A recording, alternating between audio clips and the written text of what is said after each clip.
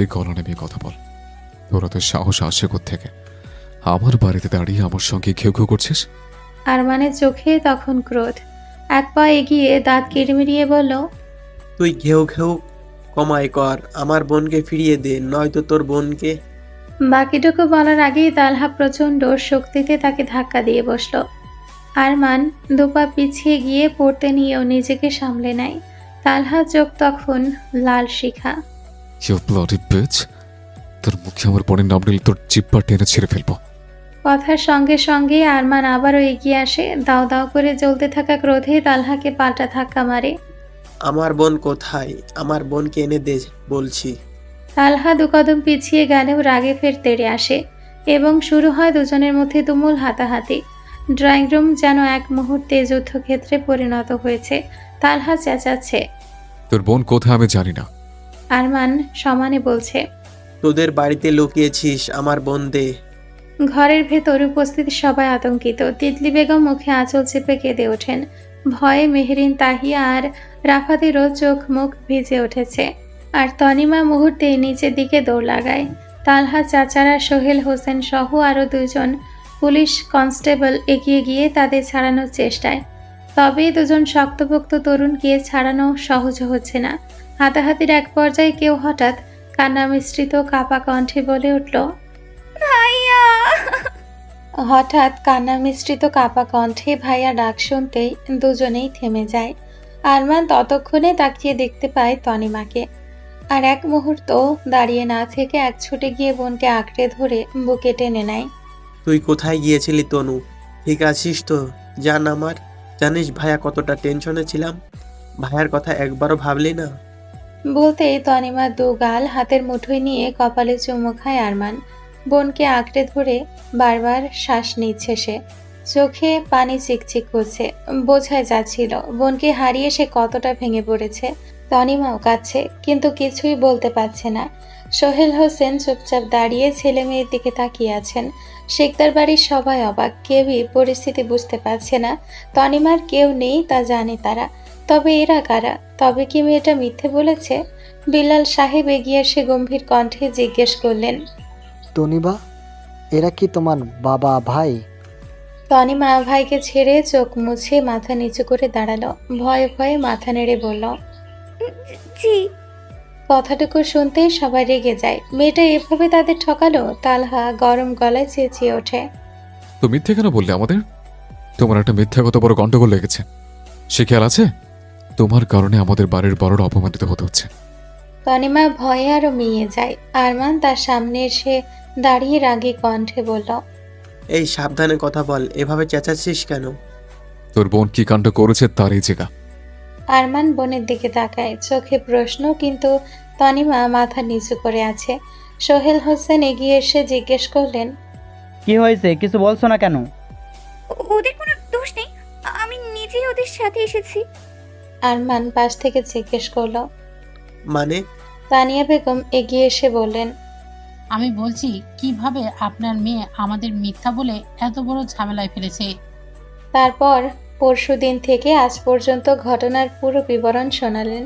শেষে বললেন, মানলাম আপনার মেয়ে আমাদের অনেক বড় উপকার করেছে, তার জন্য আমরা চিরকৃতজ্ঞ থাকব।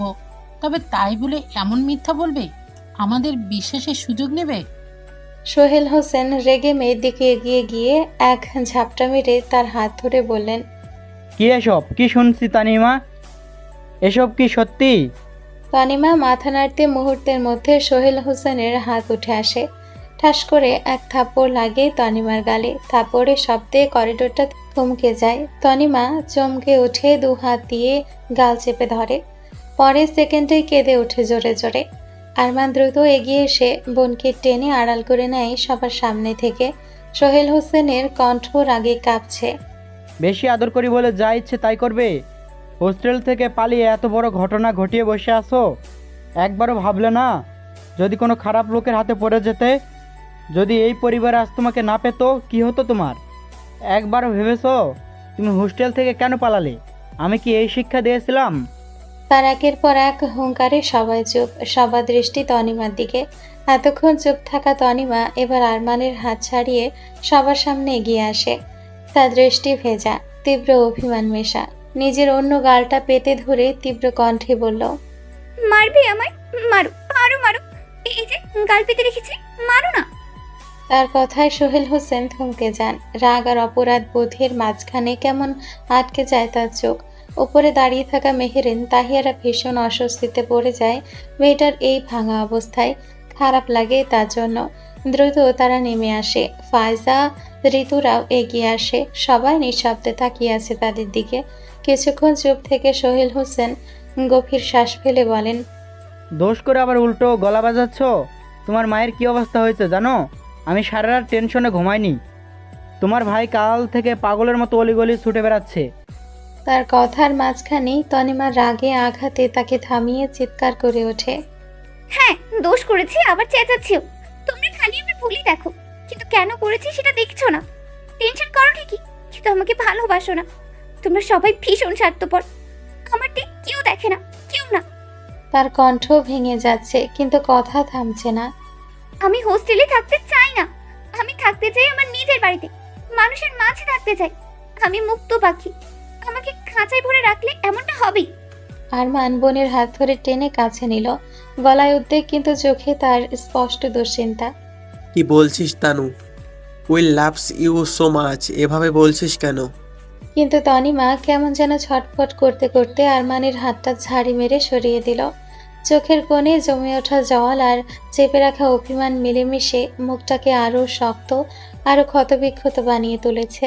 সে কেঁপে ওঠা গলায় বলল, না, তোমরা আমাকে ভালোবাসো না। ভালোবাসলে অন্তত আমাকে ছাড়া দিনের পর দিন থাকতে পারতে না। আমাকে তোমাদের থেকে দূরে রাখতে পারতে না। আমাকে তোমরা মোটেও ভালোবাসো না। আমাকে একটু সময় দাও না। আমাকে একটু বোঝো না। সবাই খালি নিজেদেরটা দেখো, কেউ আমারটা দেখো না। ঘরে সবাই থম মেরে দাঁড়িয়ে আছে। তার কথায় সকলে অসহায় চোখে চেয়ে আছে মেয়েটার দিকে। সোহেল হোসেনের গলা নরম হয়ে আসে, চোখে মুখে আতঙ্ক। তিনি যেন বিশ্বাসই করতে পারছেন না এটা তার মেয়ে বলছে। মেয়েটার মনে এত অভিমান জমে আছে। মা এভাবে বলে না। আমরা তোমার ভালোর জন্যই তো হোস্টেলে দিয়েছি। এর মানে এই না যে আমরা তোমাকে ভালোবাসি না। কলেজ হোস্টেলে থাকলে মনোযোগ সহ পড়াশোনা করতে পারবে, তাই তো? তার বাক্যটা শেষ হওয়ার আগেই তনিমা তার কথা কেড়ে নিল। আরো তীব্র, আরো ক্ষুব্ধ কণ্ঠে বলল, কচু ভালোর জন্য বলো, তোমাদের স্বার্থের জন্য। তোমাদের ভালো রেজাল্ট লাগবে, তাই জন্য এমন ব্যবস্থা করেছো। আমার ভালোর জন্য না। তোমরা আমার ভালোই চাও না, না আমাকে চাও। এই যে দেখেছো এই পরিবারকে। সে হাত তুলে তালহাতের দিকে দেখায়। চোখে তখন শুধু তুলনা নয়, ছিল দীর্ঘদিনে জমে থাকা যন্ত্রণা। ওরাও আমাদের মতো যৌথ পরিবারের লোক। ওদের বাড়ির ছেলেরাও ব্যস্ত থাকে, বড় বড় বিজনেসম্যান সারাদিন কাজ কামে থাকে, তবুও দিন শেষে পরিবারকে সময় দেয়। ওই যে দেখছো তাহিয়া। সে এবার সরাসরি তাহিয়ার দিকে দেখিয়ে আবার আরমানের সামনে গিয়ে দাঁড়ালো। আরমান যেন কিছু বলার আগেই তনিমা তার আঘাতগুলো উজাড় করে দিতে লাগলো। ও হলো তাহিয়া, আর এই যে তালহা ভাইয়া, সে তাহিয়ার ভাই। তাহিয়াকে ভালোবাসতে একটু কমতে রাখে না। সারাদিন পর এসে বোনকে পরিবারকে সময় দেয় উনি। তাহিয়ার কিছু আবদার করার হলে ডিরেক্ট গিয়ে তার ভাইয়ের কাছে বলে। পড়াশোনাতেও তাহিয়া অনেক ভালো, বাসায় থাকি। তার ভাই সারাদিন কাজ ছেড়ে দিন শেষে এসে বোনকে পড়ায় নিজে, কারণ অন্য টিচার্সদের উপর ওনার ভরসা নেই। আরো কত কি গল্প শুনেছি তাহিয়ার থেকে। আর তার ভাইয়ের, তাহিয়া তার ভাইকে নিয়ে প্রাউড ফিল করে। তাহিয়ার তো তার ভাইকে নিয়ে গল্প শেষই হচ্ছিল না। আর আমি তোমাকে নিয়ে বলতে গেলে কয়লাই বলতে পারবো। শুধু তুমি আমাকে ভালোবাসো আর আমি তোমার বোন। এই 2 লাইন ছাড়া আর কিছু বলার আছে? শেষ কথাটা বলার সাথে সাথে তনিমার গলা ভেঙে আসে। সে যেন নিজের দম আটকে আসা কষ্টটাকে সামলে নিতে একটু থামে। তারপর আরো গভীর কণ্ঠে বলে, না, কোনোদিন তুমি আমাকে সময় দিয়েছো। সে ছোট থেকে দেখে এসেছি। যখন কলেজ ফ্যাসিলিটি ছিলে, তখন বাসায় থাকলে পড়ার বাহানায় একাই এক রুমে বসে থাকতে। আমি বলতাম, ভাইয়া একটু খেলো আমার সাথে। তোমার সময় হতো না। বড় হওয়ার পর তুমি হলে বিজনেসম্যান, সঙ্গে আরো মহা বিজি হয়ে উঠলে। আমি তোমার কাছে কিছু চাইতে গেলেও বলো হরি কাকাকে বল এনে দিবে, আর নয়তো হাতে টাকি ধরিয়ে দিতে। কখনো আমার পড়ার সময় এসে খোঁজ নিলে না পড়ছি কিনা। তবে রেজাল্টের সময় ঠিকই খোঁজ নিতে, তুমি আব্বু আব্বু দুজনে। তোমরা আমাকে কোনো কিছুর অভাবই দাওনি, কিন্তু তা আমাকে সময়ের অভাব দিয়েছো, ভালোবাসার অভাব দিয়েছো।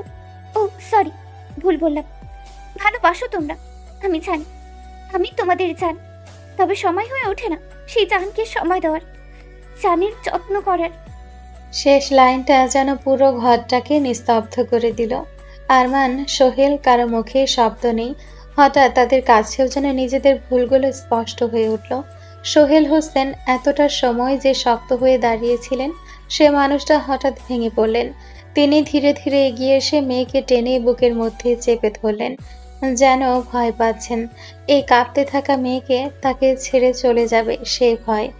তার চোখ বেয়ে দুফোঁটা জল পড়ে তনিমার কাঁধে। কাপা অপরাধ বোধে ভরা কণ্ঠে তিনি বললেন, আব্বুর ওপর তোমার এত অভিমান? আব্বু তো ভুল করছে মা, তুমি না আমার মা লাগো। মা হয় ছেলেকে কি একটু মাফ করা যায় না? প্রমিস করছি আমার মাকে আর একা রাখবো না, অনেক সময় দেব। তনিমা বাবার বুকে মুখ গুজে ঠিক ছোট্ট বাচ্চাদের মতো হিচকি তুলে কাঁদছে। এতদিনে জমে থাকা সব কষ্ট যেন এই কান্নার স্রোতেই ধুয়ে বেরিয়ে আসছে।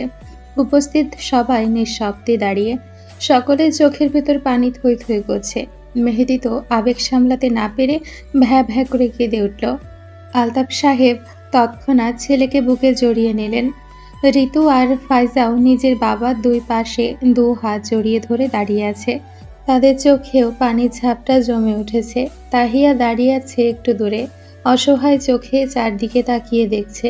সবাই আছে বাবার বুকে, সবাই বাবার বুকে নিরাপদ, কিন্তু সে, তার বুকটা হঠাৎ করে হু হু করে ওঠে। তার বাবা থাকলে এখনই তো তাকে বুকে টেনে নিতেন। মুহূর্তে নিজেকে এতিম মনে হতে থাকে তার। চোখ বেয়ে ধারার মতো পানি নেমে আসে। তালহা বোনের দিকে তাকাতে দ্রুত এগিয়ে যায়, বোনকে নিজের বুকে জড়িয়ে ধরে শক্ত করে। এতক্ষণ শক্ত থাকার চেষ্টা করা তাহিয়া ঠিক তখনই হেঁচকি তুলে কাঁদতে শুরু করে ভাইয়ের বুকে। তালহা দাঁত চেপে আছে, তার ভেতরেও যে একই রকম ব্যথা, একই রকম শূন্যতা। তবুও সে ভেঙে পড়তে পারছে না। তাকে শক্ত থাকতে হবে, বোনের জন্য হলেও। মেহেরিন একটু দূরে দাঁড়িয়ে সব দেখছে, সেও দাঁতে দাঁত চেপে রাখতে হচ্ছে। সবার মাঝে নিজেকে হঠাৎ সবচেয়ে বেশি একা, সবচেয়ে বেশি অসহায় মনে হতে লাগে তার। না আছে মা, না আছে বাবা, না আছে এমন কেউ যার বুকে মুখ গুজে সে কাঁদতে পারবে। ভেতরটা শূন্যতায় ভরে ওঠে যেন। এখানে দাঁড়ানো যেন কষ্টসাধ্য হয়ে উঠেছে। ধীরে ধীরে পেছাতে পেছাতে সিঁড়ি ধরে ওপরে উঠে যায় সে কারো নজরে পড়তে চায় না, তাই চুপচাপ ছাদে গা ঢাকা দেয়। সেখানে গিয়ে অবশেষে তার ভেতরের ভাঙাচোরা অনুভূতিগুলো বেরিয়ে আসে। নিচে উপস্থিত সবাই তখনও নীরব। পরিবেশটা এতটাই ভারী যে কেউই ঠিকমতো কথা বলতে পারছিল না। কিছুক্ষণ পর সোহেল হোসেন মেয়েকে বুকে জড়িয়ে রেখে ধীরে ধীরে এগিয়ে এলেন বিলাল সাহেবের সামনে। দু হাত জোর করে অপরাধী কণ্ঠে বললেন, ভাইজান মাফ করবেন আপনার সাথে অমন খারাপ ব্যবহারের জন্য। আসলে নিজের মধ্যে ছিলাম না, বিবেক কাজ করছিল না। মেয়েকে না পেয়ে, আপনারও তো সন্তান আছে, আপনি নিশ্চয়ই বুঝবেন সন্তান হারানোর ভয় কেমন।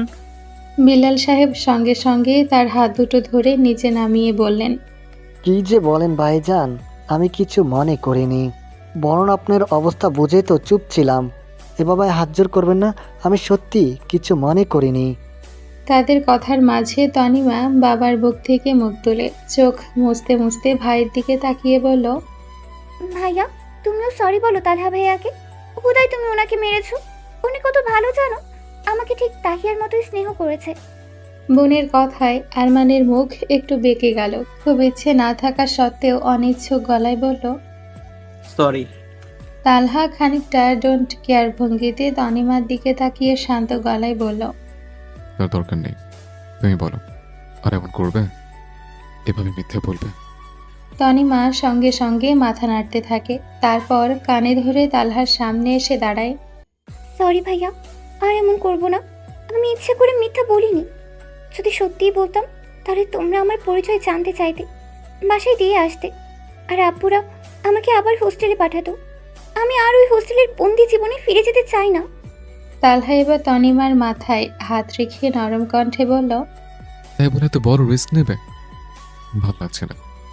সেটা তুমি তোমার আব্বুকে, ভাইয়াকে, আর নয়তো পরিবারের কারণে কারো কাছে বলতে। কাল যদি আমাদের হাতে না পড়ে অন্য কারো হাতে পড়ে যেতে, তারা যদি তোমার সাথে খারাপ কিছু করতো, তখন কি আর তোমার পরিবারের কাছে যেতে পারতে? তুমি কি তাদের ছাড়া থাকতে পারতে আজীবন? তনিমা কান্না কান্না কণ্ঠে মাথা ঝাঁকিয়ে বলল। একদমই না। তাহলে তনিমা নিচু গলায় বলল। আর এমন করবো না। তারপর দুই পরিবারের মাঝে ভুল বোঝাবুঝি ভেঙে কিছুক্ষণের মাঝে সুন্দর সম্পর্ক গড়ে ওঠে। শুধু তালহা আর আরমান ব্যতীত। তনিমারা চলে যেতে উদ্যত হলে সবাই অনুরোধ করে অন্তত খেয়ে যেতে, কিন্তু সোহেল হোসেনের জরুরি কাজ থাকায় তারা আর থাকতে পারেননি। বিদায় নেওয়ার সময় তিনি হাসি মুখে বলে গেলেন, একবার সময় নিয়ে অবশ্যই আবার আসবো। সবার মুখে তখন হালকা হাসি। তনিমারা গাড়িতে উঠতেই তালহা শেষবারের মতো তনিমাকে সাবধান করে দেয়, এমন বাচ্চামো যেন আর না করে। তারপর সে তনিমার বাবাকেও ভদ্রভাবে বোঝায়, মেয়েকে যেন সামান্য হলেও সময় দেন। মেয়ে কি চায় তা যেন বোঝেন, সবসময় নিজেদের ইচ্ছে চাপিয়ে না দিতে। কারণ সন্তানের ভুলের পেছনে অনেক সময় থাকে পরিবারের অদৃশ্য চাপও। তনিমা বিদায়ের আগে আরেকটা আবদার করে বসে, সে নাকি তাহিয়াতের কলেজেই পড়বে। বাবা চোখে আবার সেই হারিয়ে ফেলার ভয় জেগে ওঠে। তাই এবার তিনি একটু আপত্তি করেন না, যেন মেয়েকে হারানোর আতঙ্ক তাকে পুরোপুরি বদলে দিয়েছে। এখন তার কাছে মেয়ের ইচ্ছায় যেন শেষ কথা। কিছু কিছু সময় মা বাবারা সন্তানের ভালো চাইতে গিয়ে এমন সিদ্ধান্ত নিয়ে বসেন যা উল্টো ক্ষতি ডেকে আনে। তনিমার ক্ষেত্রেও ঠিক এটাই হয়েছে। মানলাম তার এমন বাচ্চামো করা উচিত হয়নি, কিন্তু এর পেছনে যার বড় হাত আছে তা তার নিজের পরিবারের। সন্তানের মতামতকে অগ্রাহ্য করে যে কোনো সিদ্ধান্ত চাপিয়ে দিলে শেষে এমনই বিপর্যয় ঘটে। শুধু টাকা দিয়ে সন্তানকে ভালো রাখা যায় না। টাকা নিরাপত্তা দেয়, কিন্তু সম্পর্ককে আঁকড়ে ধরে রাখে না। পরিবারের বন্ধন, বোঝাপড়া, কথোপকথন এসবই আসল ভিত্তি। যখন সেই ভিত্তি দুর্বল হয়ে যায় তখন সন্তানও ভুল পথে হাঁটে, আর পরিবারও অজান্তে সেই ভুলকে ঠেলে দেয় আরও সামনে। মা বাবার সন্তানের ভালো চাওয়ার পাশাপাশি তাদের ভালোটা আসলে কিসে সেটাও বোঝা উচিত। তালহা ধীরে ধীরে ছাদে উঠে আসে। সেই তখন মেহরিনকে উপরে আসতে দেখেছিল। মেয়েটার মন খারাপ, তা সে বুঝতে পারলেও তখন কিছু করার উপায় ছিল না তার। কি করবে সে? সে যে তাকে সকলের সামনে বউ হিসেবে পরিচয় করাতে পারল না। সে কিভাবে সকলের সামনে তার পাশে দাঁড়াবে? এই ভাবনায় তার বুকের ভেতর ঘুরপাক খাচ্ছিল। ছাদের দরজার কাছে আসতেই কারো ফুপিয়ে ফুপিয়ে কান্নার আওয়াজ শোনার সঙ্গে সঙ্গে তালহার পা থেমে যায়। বুকের ভেতর অচেনা ব্যথা জেগে ওঠে। মেহরিন কাঁদছে, আর সেই কথাটাই মস্তিষ্ককে নাড়িয়ে দিল। দ্রুত পায়ে আগ বাড়ায়। সামনে এগোতেই চোখ পড়ে দোলনায় বসে থাকা মেহরিনের ওপর। পা তুলে হাঁটুতে হাত দিয়ে ভর করে মাথা নিচু করে রেখেছে। অনেকক্ষণ কান্নার ফলে থেকে থেকে হিচকে উঠছে। তালহা চুপচাপ মেহরিনের সামনে এসে দাঁড়ায়। হঠাৎকার উপস্থিতি টের পেয়ে কান্না থেমে যায় মেহরিনের। মাথা তুলে তাকাতে সে তালহাকে দেখতে পায়। তার ভেজা ফোলা ফোলা চোখ, লাল হয়ে যাওয়া নাক মুখ, সব মিলিয়ে এই অবস্থা দেখে তালহার বুক আরও মুচড়ে ওঠে। এগিয়ে গিয়ে মেহরিনের পায়ে হাত দেয়। মেহরিন পা সরাতে গেলে তালহা বাধা দেয়। মেহরিনের দুটো পা একটু তুলে সে তার পাশে দোলনায় বসে পড়ে। নিজের গোলের ওপর মেহরিনের পা জোড়া রাখে। তারপর সরাসরি দুহাতে আঁচলায় মেহরিনের মুখ টেনে ধরে। বৃথা আঙ্গুল দিয়ে চোখ মুছতে মুছতে চিন্তিত কণ্ঠে বলে, বেশি খারাপ লাগছে? তালহার আদরে কণ্ঠে মেহরিনের কান্না যেন আরো উপচে পড়ল। সঙ্গে সঙ্গে সে শরীর ঝাঁকিয়ে কেঁদে ওঠে।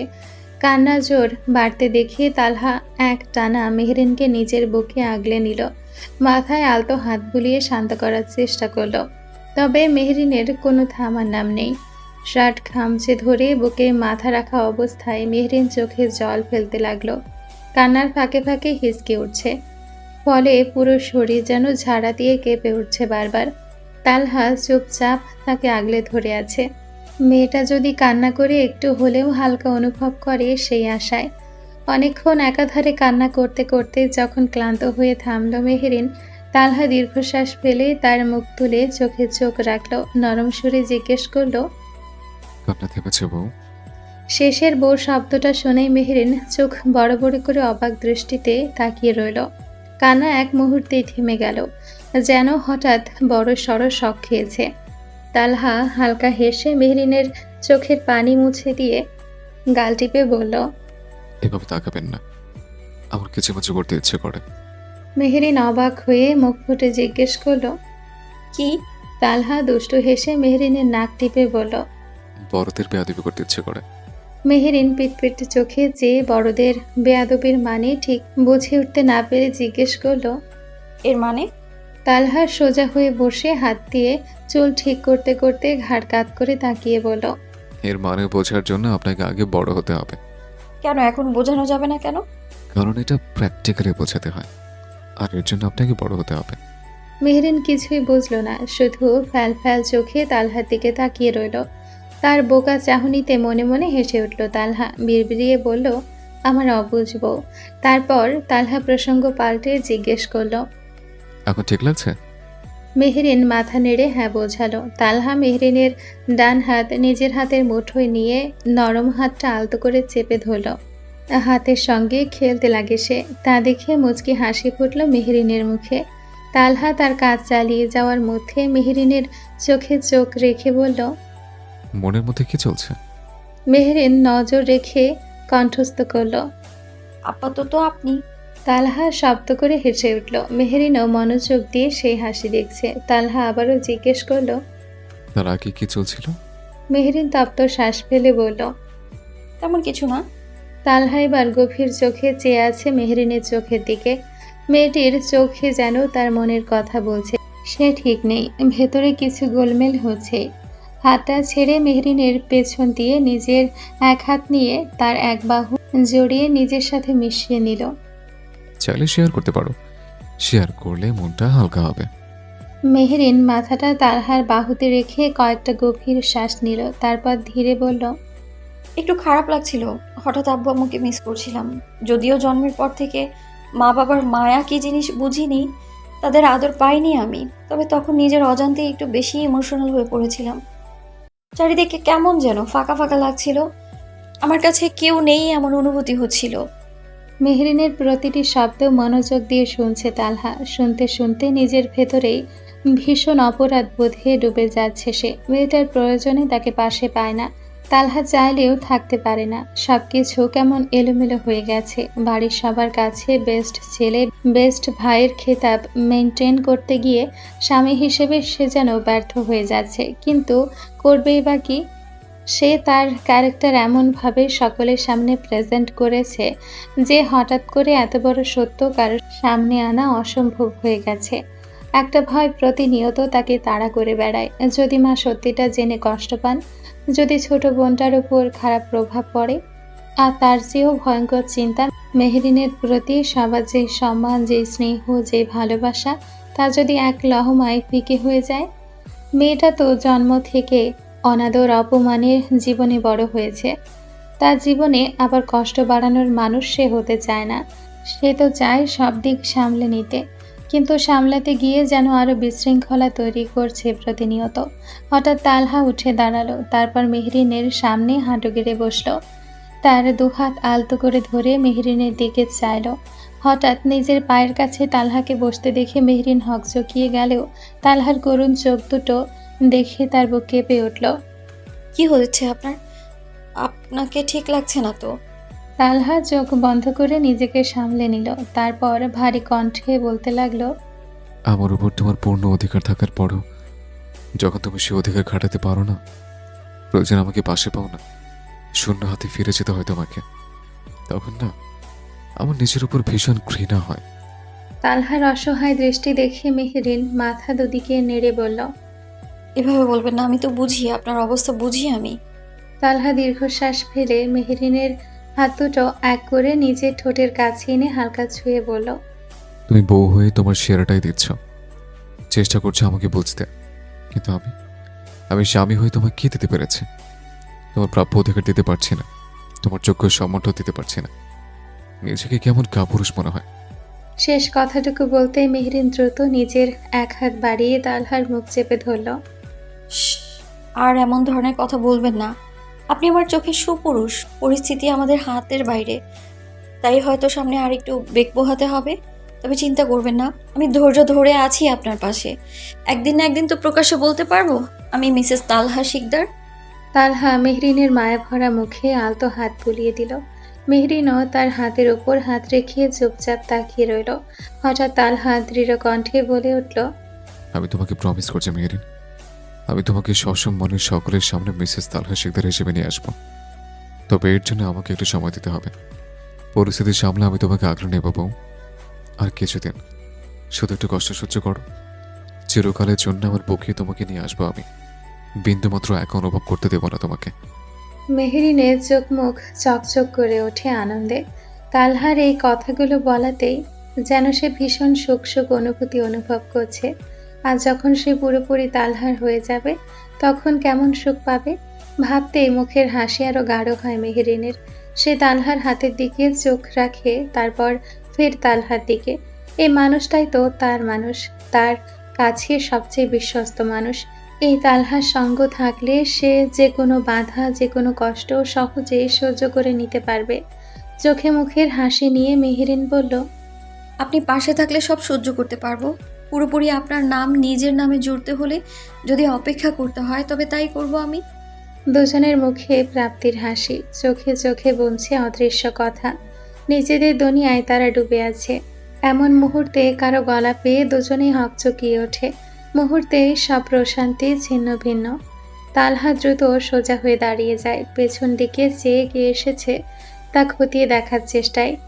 মেহরিনের হৃদয়ও হঠাৎ ধকধক করে উঠল। এভাবে ধরা পড়ল। মেয়েটি আবারও বলে উঠল, তালহা ভাই, তোমরা এখানে কি করছিলে? তাহিয়া, তুই এখানে? তালহার কণ্ঠে বিস্ময়, চোখে মুখে হালকা ভয়ের ছাপ আর অস্থিরতা। তাহিয়া দুই হাত গুজে গুরুগম্ভীর মুখে দুজনের সামনে এসে দাঁড়ায়। তালহা থতমত খেয়ে দাঁড়িয়ে, মেহেরিনও দ্রুত উঠে দাঁড়ায়। দুজনের অবস্থা ঠিক যেন চুরি করে ধরা পড়েছে। তাহিয়া চোখ মুখ শক্ত হয়ে যায়, ফের প্রশ্ন করে ওঠে, আগে তোমরা বলো, তোমরা এখানে কি করছো? তালহা আমতা আমতা করে কথা ঘোরাতে চেষ্টা করে। আমি তো এমনি এসেছিলাম, তুই এখানে কি করছিস? তাহিয়া এবার কোমরে হাত দিয়ে কপাল কুঁচকে প্রশ্নবিদ্ধ চোখে ভাইয়ের দিকে তাকায়। আমি তো এসেছিলাম বলতে তোমাকে সবাই ডাকছে, তবে এসেছে এত বড় সত্য উন্মোচন হবে জানলে তো এমনিই আসতাম। তালহা একবার মেহরিনের দিকে তাকায়, মেয়েটা মাথা নিচু করে নিচে তাকিয়ে, তারপর পূর্ণ চোখে আবার তাকায় তাহিয়ার দিকে। অস্থির স্বরে জিজ্ঞেস করে, তুই কিছু শুনতে পেয়েছিস? তোমরা বিবাহিত? মেহরিন তড়াক চোখ তুলে তাকায়। চোখ হঠাৎ বড় হয়ে ওঠে, তাতে অস্থিরতা স্পষ্ট। তালহাও হালকা ঢোক গিলে, যা ভয় করছিল ঠিক তাই হলো। মুহূর্তেই যেন তার মাথা ফাঁকা হয়ে যায়। এখন কি বলবে, কোথা থেকে শুরু করবে, বোনকে কি বা বোঝাবে, কিছুই ঠিক বুঝতে পারছে না। সে দ্রুত সামনে এসে দাঁড়ায় তাহিয়ার, যেন তাকে বোঝানোর চেষ্টা করতে চাইছে। আসলে তাহিয়া, তুই যেমনটা ভাবছিস আসলে তেমন না। ভাইকে এত ঘাবড়াতে দেখে তাহিয়া থামিয়ে বলে, আসলে নকলে পরে হবে, আগে বলো তোমরা সত্যি বিবাহিত কিনা? তালহা কপালে দু আঙ্গুল রাখে স্লাইড করতে থাকে। চিন্তারা যেন তাকে চেপে ধরেছে। অস্থিরতায় হাঁটা শুরু করে এদিক ওদিক। তালহাকে চুপ দেখে তাহিয়ার কৌতূহল অস্থিরতা আরও বেড়ে যায়। সে আর নিজেকে থামাতে পারে না, হঠাৎ এগিয়ে গিয়ে ভাইকে থামিয়ে হাত ধরে ঝাঁকায়। বলো না ভাইয়া, মেহরিনকে আমার ভাবি, তোমার বউ। তালহা অসহায় চোখে একবার মেহরিনের দিকে তাকায়। মেয়েটা নিশ্চুপ দৃষ্টিতে তাকিয়ে তার উত্তরের আশায়। কি বলবে এখন সে? ছোট বোনটা কিভাবে নিবে ব্যাপারটা? এসব কি ছোট বোনকে খোলামেলাভাবে বলা যায়? নানান চিন্তা আর দ্বিধা একসাথে মাথায় ঘুরপাক খেতে লাগে তালহার। আর এদিকে তাহিয়া তো একের পর এক প্রশ্ন চলছে। শেষমেশ উপায়ন্ত না দেখে হঠাৎই সব দ্বিধা সাইডে রেখে বলে ফেলে, আমার বিবাহিত, মেহেরিন আমার ওয়াইফ। কথাটা যেন পুরো পরিবেশটা নিস্তব্ধ করে দিয়েছে। শুধু মেহরিনের ঘন ঘন শ্বাসের শব্দ হচ্ছে। তাহিয়া স্তব্ধ দাঁড়িয়ে, যেন একদম জমে পাথর হয়ে গেছে। অবিশ্বাস্য চোখে তাকিয়ে কখনো ভাইকে দেখছে তো কখনো মেহরিনকে দেখছে। দুজনেই যেন এখন অপরিচিত কেউ।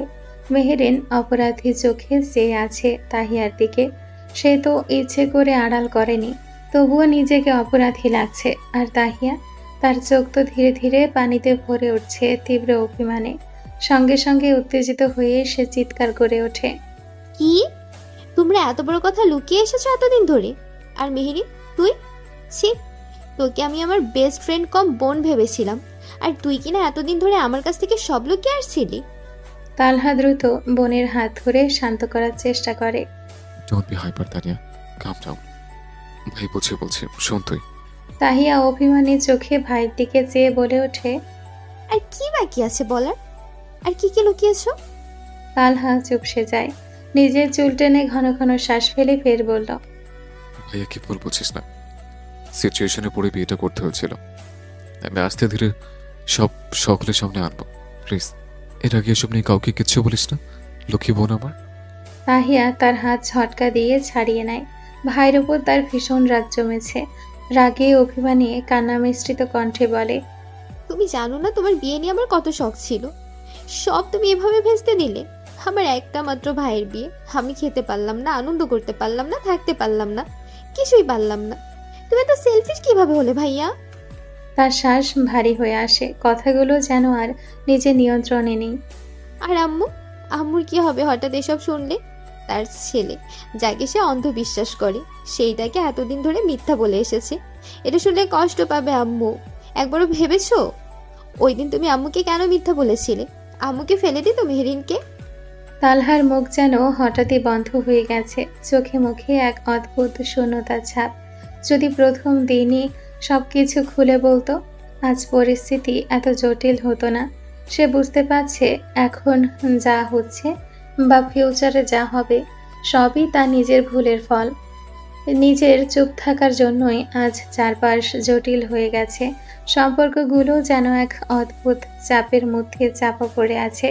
সে নিজেই দায়ী, পুরোপুরি দায়ী। এ পরিস্থিতির জন্য কোনো বাইরের দোষ নেই। স্বর এবার নিচু করে প্রশ্নাত্মক চোখে চেয়ে থাকা তাহিয়ার দিকে চেয়ে বলল। আমি মিথ্যে কিছু বলিনি ওই দিন, যা বলেছি সত্যই ছিল। শুধু মাঝে আমাদের বিয়েটা স্কিপ করেছে। আমার কাছে আর অপশন ছিল না। আমাদের বিয়েটা খুবই বাজে একটা সিচুয়েশনে হয়েছে। বিয়েতে কারোই মত ছিল না, এর ফিউচার আদৌ হবে কিনা সেটারও গ্যারান্টি ছিল না। ভেবেছিলাম এসব জানাজানি হলে মেয়েটার ফিউচার এফেক্ট পড়বে। তাহিয়া ভাইকে থামিয়ে জেদি কণ্ঠে বলে ওঠে। আমি এই বিয়ে মানি না, আর নাই মিথুক মেহরিনকে আমি ভাবি মানি। ও একটা প্রতারক, আমার বিশ্বাস ভেঙেছে। ওকে ওকে আমি কিছু হিসেবেই মানি না। কথাটা যেন ছুরির মতো মেহরিনের গায়ে বিঁধল। মুহূর্তের মধ্যে তার চোখ মুখ আরও নিস্তেজ হয়ে আসে। ভেতরের শক্তি যেন ধীরে ধীরে ম্লান হয়ে যাচ্ছে। কি এক অদ্ভুত শূন্যতা অনুভব করছে সে। যাকে জীবনে সুখ দুঃখের সঙ্গী হিসেবে পেয়েছিল, তাকেও কি হারাতে হবে? তার জীবনে কি মানুষ হারানো ছাড়া আর গতি নেই? তালহা দ্রুত এগিয়ে আসে এবং ছাদের দরজা টেনে বন্ধ করে দেয়, যেন কোনো শব্দ বাইরে না যায়। ফিরে এসে দাঁড়ায় তাহিয়ার সামনে, অনুনয়ের স্বরে বলে। প্লিজ তাহিয়া, তেমন লক্ষ্মী আপো না, এইভাবে চিল্লাস না। সকলে জানাজানি হলে বিষয়টা ব্যাডলি প্রেজেন্ট হবে। মেহরিনের এতে কোনো দোষ নেই, কোথায় তার উপর রাগ করে থাকিস না। তাহিয়ার ভেতরটা যেন হঠাৎ করে ভীষণ মন খারাপ, রাগ, অভিমানে ভরে উঠেছে। বুঝতে শেখার পর থেকে ভাইয়ের বিয়েকে ঘিরে সে কত স্বপ্নই না বুনেছে। লেহেঙ্গা ঠিক করা, গানের লিস্ট বানানো, হুলস্থুল আয়োজন। আর এখন হঠাৎ করেই শুনতে হচ্ছে তার ভাই নাকি বিয়েও করে ফেলেছে। অথচ তারা কেউ জানেই না। তার চেয়েও বেশি কষ্ট পেয়েছে মেয়েটা মেহরিনের জন্য, যে মেয়েটাকে সে অল্পতেই নিজের আপন করে নিয়েছিল, যাকে সে বোনের মতো আগলে রেখেছে, যার সঙ্গে নিজের সবচেয়ে গোপন কথা পর্যন্ত শেয়ার করেছে, যাকে সে বিশ্বাস করত। সেই মানুষটাই কিনা এত বড় বিষয়টা ওর কাছে লুকিয়ে রেখেছে। এই ভাবনাগুলো মাথায় ঘুরতে ঘুরতে তাহিয়ার বুকটা আরও ভারী হয়ে ওঠে। গলায় হঠাৎ একটা দলা তৈরি হয়, চোখে পানি এসে জমতে থাকে। আমাদের আশেপাশে এমন কিছু মানুষ থাকে যারা খুব দ্রুতই অন্যকে আপন করে নেয় এবং বিনিময়ে অপরপক্ষ থেকেও এটা আশা করে যে তারাও একইভাবে আপন করে নেবে, একইভাবে যত্ন নেবে, একই গুরুত্ব দিবে। আর পরবর্তীতে প্রত্যাশিত মানুষটা থেকে সেম গুরুত্ব না পেলে তারা তাড়াতাড়ি আহত হয়ে যায়। এসব নরম মনের মানুষদের জন্য দুনিয়াটা বড্ড আলাদা। তাহিয়াও অমনি একজন। সে মেহরিনকে নিজের সবচেয়ে বিশ্বস্ত সঙ্গী ভেবেছিল তাদের মাঝে কোনো সিক্রেট নেই। আর সেই কিনা এত বড় কথা আড়াল করেছে। বিষয়টা তার ছোট্ট মনটাকে বড়সড় ধাক্কা দিয়েছে। তাহিয়া নিজেকে সামলে ভাইয়ের হাতে হাত রেখে থামিয়ে বলল, ভাইয়া, তুমি কি জানো এই মেহেরিনকে আমি নিজের বোনের মতো ভালোবাসি, আর তুমি আমার জান। আমি সব সময় চাই তোমরা দুজনেই সুখে থাকো, কিন্তু তাই বলে দিনের পর দিন এভাবে মিথ্যা বলবে? তালহা শান্ত কণ্ঠে বলল, তুই ভুল বুঝছিস ভাইয়াকে। তুমি কি পাগল ভাইয়া? আমি ভুল বুঝবো? এত বড় খবর শুনে আমি ভুল বুঝবো তোমাকে? আমি তো অনেক খুশি হয়েছি আমার ভাইয়ার লাইফে তাকে ভালো রাখার মতো একজন মানুষ চলে এসেছে। তবে হ্যাঁ, একটু খারাপ লেগেছে। বলেই মেহরিনের দিকে তাকালো হতাশ চোখে। আমার বেস্ট ফ্রেন্ড, যাকে আমি বোন ভাবতাম, সে এত বড় কথা লুকিয়েছে আমার থেকে। আমি তোর এত সিক্রেট জানি, কই আজ অবধি কাউকে তো সেসব বলিনি। তাহলে এই সিক্রেটটা কেন জানাইনি? আমি তো বিশ্বাসের মর্যাদা রেখেছি, তবে ও কেন বিশ্বাস করলো না? বলতে বলতে তাহিয়ার গলা ভেঙে আসে, চোখে পানি চলে আসে। তালহা বুঝতে পারে বোনটা কষ্ট পেয়েছে। বোনকে আগলে নিল সে, শান্ত করার চেষ্টা করলো। একবার মেহরিনের দিকে চোখ যেতেই দেখে তার চোখেও পানি, হয়তো অনুতপ্ত।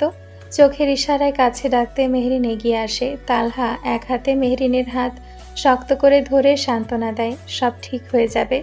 অন্য হাতে বোনের মাথায় হাত বুলিয়ে নরম সুরে বলে, মেহেরিনের এতে কোনো দোষ নেই, ভাইয়া যে তাকে বলতে নিষেধ করেছিলাম। ভাইয়ের আদুরে কণ্ঠে তাহিয়া আরো কেঁদে ওঠে, কান্না ভেজা কণ্ঠে অভিযোগ করতে লাগলো, কেন না করেছিলি? আমি কি খুব খারাপ বোন যে সবাইকে বলে দিব? একদম না, আমার বোন তো দুনিয়ার সব থেকে বেস্ট বোন। তাহলে বললে না কেন আমাকে? আমি চাচ্ছিলাম না এসব এখন বলবো, যদি এতে তোর উপর খারাপ প্রভাব পড়ে। তালহা থেমে তপ্ত শ্বাস ফেলে, ফের বলল, তোর উপর যদি খারাপ প্রভাব পড়ে, আমি নিজেকে মাফ করতে পারবো না, ব্যর্থ ভাই হয়ে যাব। সমাজে সবসময় তীক্ষ্ণ নজর রাখে আমাদের উপর, তার সুযোগ খুঁজে আম্মুর লালন পালনে আঙুল তুলতে।